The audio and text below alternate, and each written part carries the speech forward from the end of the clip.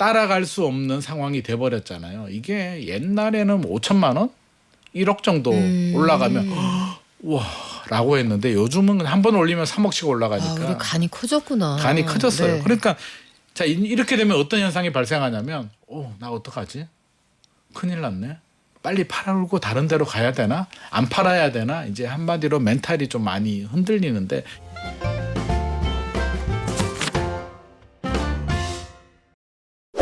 한 주간의 집값 흐름과 부동산 현안, 부동산 경제연구소 김인만 소장이 정리해드릴게요. 안녕하세요. 안녕하세요. 소장님, 한 주간의 부동산 시장 어떻게 흘러갔습니까? 한국 부동산은 주간 매매 가격 지수 변동률부터 좀 살펴볼 텐데요. 5월 3주 차인데 우리 토지거래가구역 확대 지정되고 좀 주춤한가 싶었는데 서울은 다시 또 약간 상승폭이 확대되고 있습니다. 지난주가 0.1%였는데요. 이번 주는 0.13%, 0.03%포인트 네. 확대가 됐는데 전국적으로 보면 0% 그냥 딱 멈춰 있는 것 같이 보이지만 그건 전국 평균일 뿐인 거고요. 지역별로 이제 온도 차이가 큰데 서울이 0.13%라고 해서 서울 모든 지역이 0.13은 아니고요. 강남 11개 구는 0.19%고요. 강북의 14개 구는 0.06%입니다. 벌써부터 온도 차이가 벌어지는데 3배 이상 차이가 나네요. 3배 이상 상승폭이. 차이가 나죠. 또 강북에 용산도 있고 마포도 있고 성동도 있어서 이 정도 평균이 나오는 거고요. 그 마용성 지역들 네. 빼버리고 나면 실질적으로는 거의 뭐 0%에 가깝습니다.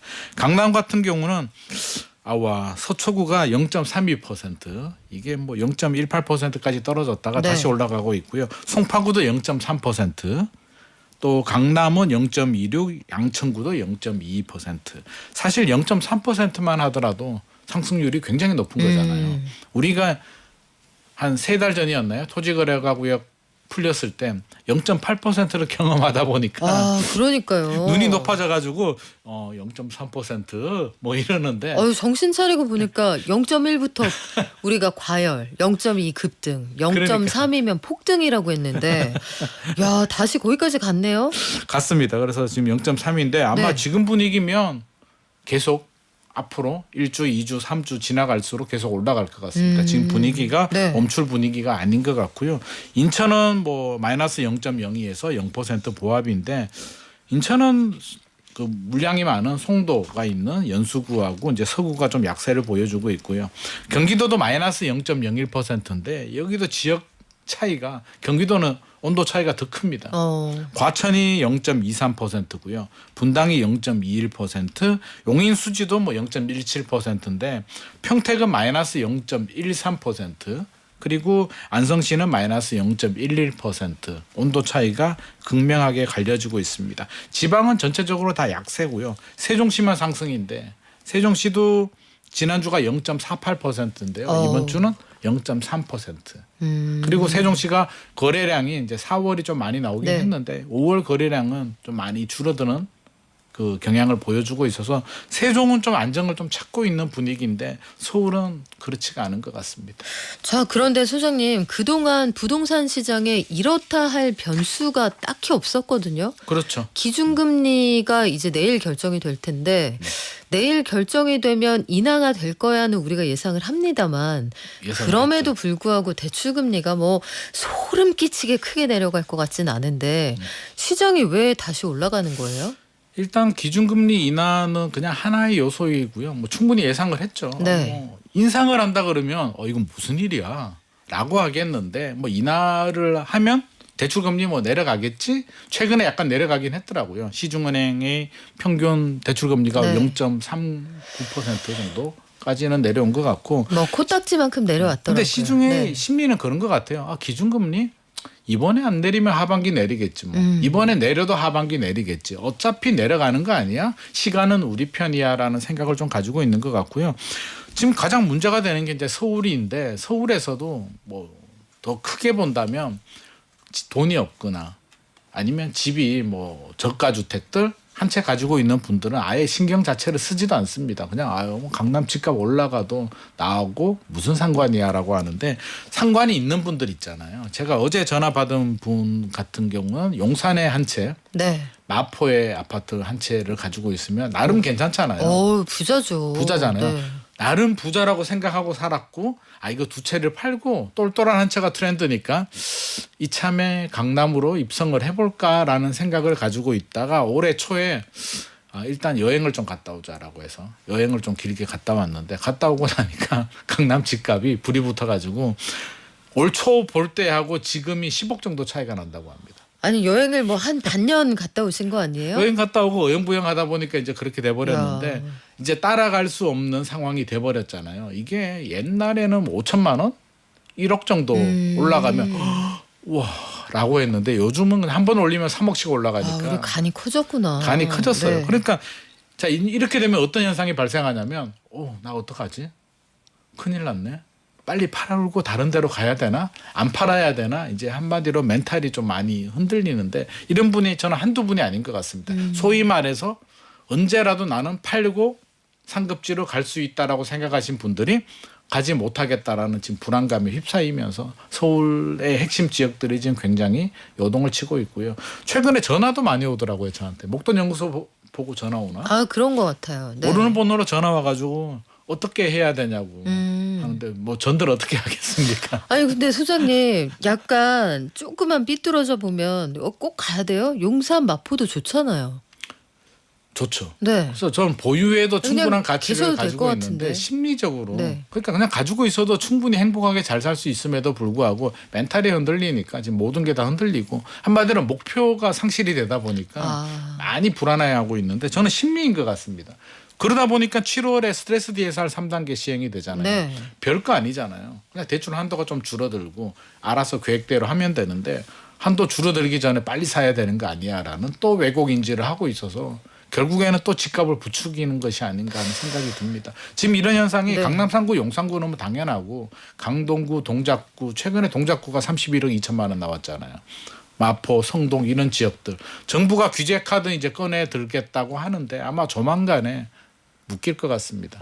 성동구, 마포구, 강동구, 그쪽도 토지거래 허가구역으로 토지거래 묶일 것 같다. 허가구역과 조정 대상 지역은 저는 기본적으로 묶일 것 같은데 묶이면 집값이 안정이 되냐라고 하면 네. 현실적으로 강남 3구, 용산구 보면 안 되잖아요. 정부의 가장 문제가 강남 3구, 용산구 어떡하지? 이제 더 이상 규제할 카드도 없는데 라는 게 지금 문제이고요.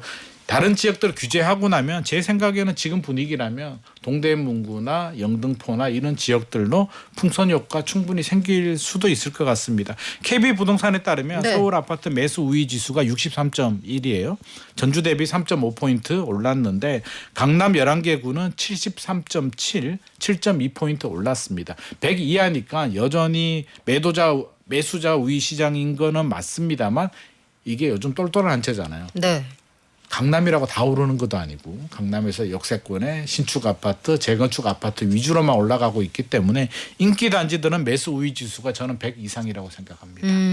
지금 유지훈님께서 그 지역에 지하철이 개통하는 교통호재가 있는 지역에 살고 계시대요. 이쪽 지역이 보니까 검단 검단 신도시 이쪽은 어떨까요? 제가 또 다녀왔죠. 다녀오셨어요. 한 2주 전에 임장 네. 갔다 왔는데 제가 임장 갔을 때 이제 시범 운행하더라고요. 인천 지하철 1호선이 계양역에서 이제 검단 드디어. 신도시로 네. 드디어 이제 합니다. 시범 운행하니까 조만간에 아마 6월에 개통하지 않을까 저는 생각을 하고 있는데 한정거장이면 이제 계양역에서 공항철도 타면 인천공항도 가고 네. 서울역도 가고 DMC로도 가기 때문에 굉장히 편리한데 가보니까 일단 좋더라고요. 굉장히 젊어요.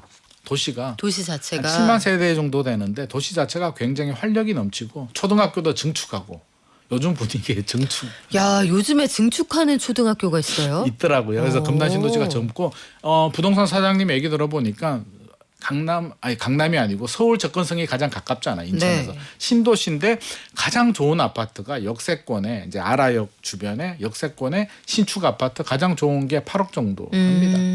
8억이 저렴한 돈은 아닌데 서울에서 비교해 보면 전세 가격도 안 되다 보니까 네. 서울에서 많이 유입이 되고 있고 신혼부부들이 많이 들어오고 있다고 합니다. 그래서 제가 한 6개월 전에 갔을 때는 7억대였거든요. 7억 중반대였는데 올랐네요. 지금 8억 정도로 올라가고 있기 때문에 금단 신도시는 일단 꾸준하게 저는 젊은 수요들이 많다는 점은 긍정적으로 평가하고 싶습니다. 야, 홍수경님, 우리 아들 초등학교도 증축했어요. 한동안 시끄러웠네요. 진짜 반가운 근데 소식이에요. 이건 반가운 소식이에요. 시끄러워도 좋은 초등학교가 소식입니다. 네. 증축했다. 이거는 진짜 쌍수 들어 환영할 만한 그런 소식인데. 축하합니다. 자, 스트레스 DSR 3단계 시행이 곧 다가옵니다. 그런데 이게 서둘러 사자 이런 수요가 좀 있다고 하고 그거 뭐 큰 차이 있겠느냐. 또 규제되면은 또 가라앉는다 이런 의견이 엇갈려요. 지금 경제 상황을 생각하면은 경기 침체에다가 주택담보대출 한도가 줄어들면은 집값이 계속 오를 수가 있을까 이런 생각은 드는데.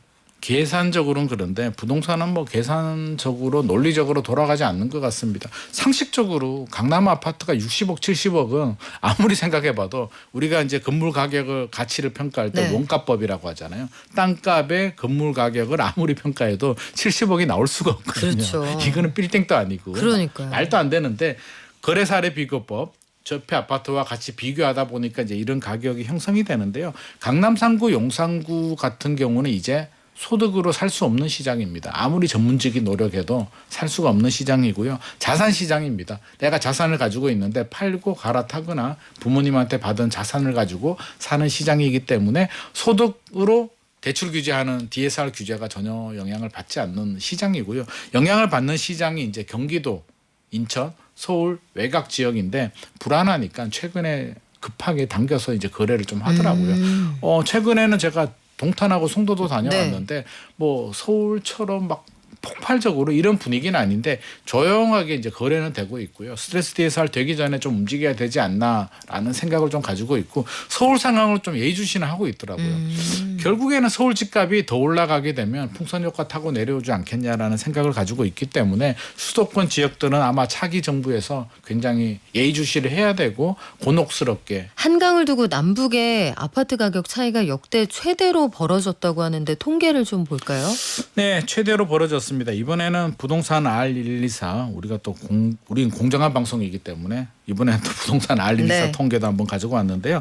한강 이남의 11개 구 3.3제곱미터당 평균입니다. 평균 매매 가격이 5,334만 원입니다. 한강 이북은 3,326만 원. 온도 차이가 크죠. 2천만 원. 평당 2천만 원 정도 차이가 나는데 60.4%가 더 높습니다. 그런데 구별로 보게 되면 좀 더 심각한 게 서초구는 3.3제곱미터당 8,370만 원. 평균이 8천이니까 네. 실제로 이제 뭐 어지간한 눈에 보고 좋아 보이는 아파트는 그냥 다 평당 1억이 넘는다고 생각을 하시면 될 것 같고요.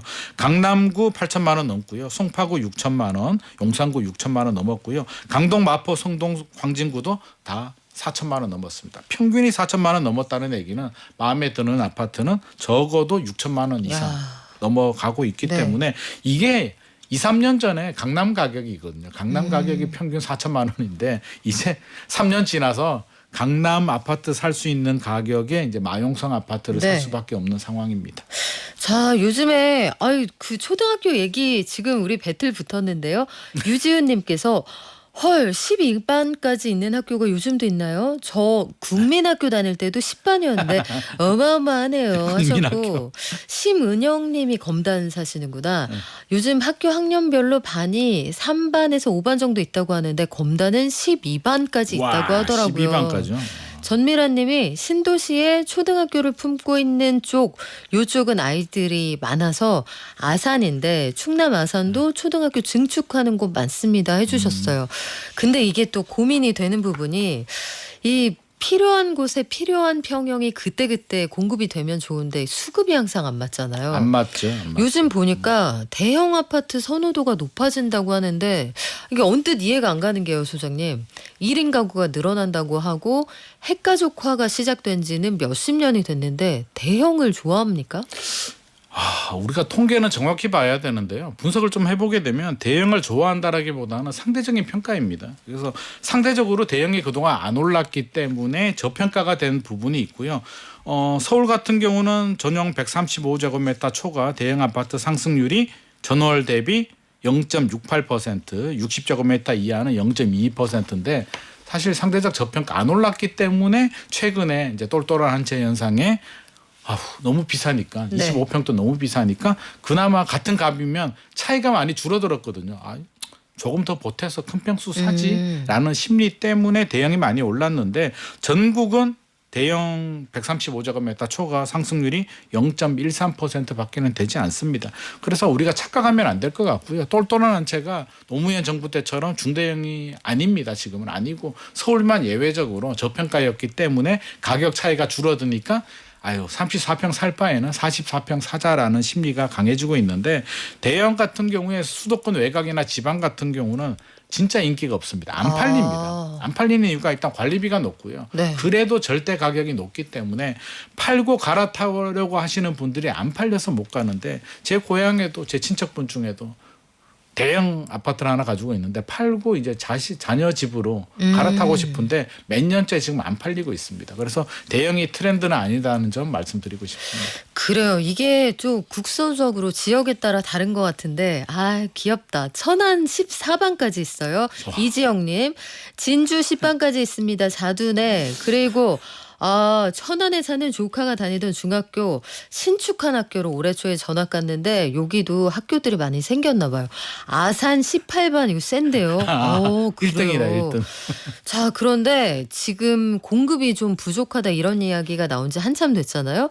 서울 서초, 동대문, 중랑구에 신축 아파트가 한 6,000호가 공급이 되나 봐요. 가뭄의 단비인데요. 이것도 뭐 전월 대비 49% 전국적으로 증가했다고 하는데 전월이 워낙 안 나왔기 때문에 49%가 증가한 거고요. 서울이 6천 가구 정도 나오는데 이것도 워낙 안 나오다가 나오니까 지금 우리가 환호성을 지르고 있는데 네. 일단 신반포 사지구 재건축한 메이플자이 유명한 아파트죠. 3,308가구 휴경 3구역 재개발은 휴경자이 디센시아 1,806가구 중랑 1구역입니다. 리버센, SK뷰, 롯데캐슬 나오는데 이 리버센은 다음 주에 일반 분양합니다. 30가구밖에 안 나옵니다. 아파트는 1,055가구인데 일반 분양이 30개 나오는데 제가 분석해 보니까 분양가가 나쁘지 않습니다. 그래서 내 집 마련하시는 분들은 청약을 하셔도 좋을 것 같고요. 전체적으로는 입주 물량이 안 나오다가 나오니까 많이 나온 것처럼 착각이 드는 거고요. 내년부터 많이 줄어들기 때문에 전세 구하시는 분들은 올해 입주 물량이 나올 때 미리 2+2 계약갱신되는 전세 물건 미리 잡아두시는 것이 좋을 것 같습니다. 그러면 내년부터는 전세금 더 올라가고 그 다음에는 집값도 추가로 올라갈 가능성이 크다고 집값은 보시는 추가적으로 거예요? 나중에 올라갈 수도 있는 네. 거고요. 일단 전세 가격 올라가는 거는 기정사실인 것 같습니다. 물량이 없어도 너무 없습니다. 서울시가 이제 청년주택이나 공공임대를 다 포함하라고 해서 민간기관에서 다 포함해도 2만 세대 중반 정도밖에 안 나오는데 올해가 다 포함하면 5만 세대 정도 나오거든요. 네. 그리고 우리가 익히 알고 있는 브랜드 아파트들의 입주 물량은 10,000세대 정도밖에는 되지 않고 있기 때문에 내년부터 2029년까지가 보릿고개가 될 것 같습니다. 자, 이 와중에 저도 이거 뉴스를 보고선 마음이 좀 무거웠거든요. 한 효상님께서 초등학교 운동회를 하는데 그 요새 소위 초품화라고 하잖아요. 네. 초등학교 품고 있는 아파트가 많아서 단지 중간에 초등학교가 있으니까 아이들이 신나게 운동회하면 이 민원을 넣는다는 거예요. 아우야. 이런 분들은 초품화 구입 금지 조항 생겨야 되는 거 아닙니까 하셨는데 그냥 창문 닫으면 조용하지 않을까요? 너무 야박하다. 애들도 얼마 없잖아요. 저는 애들 소리 들으니까 에너지가 넘치고 저도 좋던데. 좋던데. 저희 그러니까 학교가 근처에 있거든요. 이런 분들을 위해서 목돈연구소에서 귀마개 하나 보내드리도록 하겠습니다. 이게 물론 이제 사람 따라서 사정은 있을 거예요. 야간에 근무하시고 그럴 수도 있죠. 네. 낮에 주무셔야 되는 분들도 계시겠지만 딱 하루잖아요. 네. 1년에 딱 하루고 초등학교 비 오면 운동회 못 한단 말이에요. 야, 너희들 아직 운동회 할 만큼의 인원이 남아있구나 장하다 해서 박수 장하다. 쳐주고 저는 이 요구르트라도 좀 보내주고 싶은 그러니까 마음이 간식이라도 좀 보내주고 생기던데 싶습니다. 우리 한 따숩게 살아봐요. 따숩게. 네. 자, 근데 지난 시간에 외국인 부동산 투자가 좀 늘고 있다는 소식 전했는데 외국인이 집주인인데 보증사고 일으키는 사례가 좀 늘어난대요. 이게 한국인 대비해서 월등히 많은 거예요? 아니면 소수의 외국인이 사고를 크게 쳤다 이 말이에요? 저는 그렇게 보지 않고요. 외국인들이 이제 사는 비중이 늘어나고 보유주택 수가 늘어나기 때문에 사고도 같이 늘어난다고 생각합니다.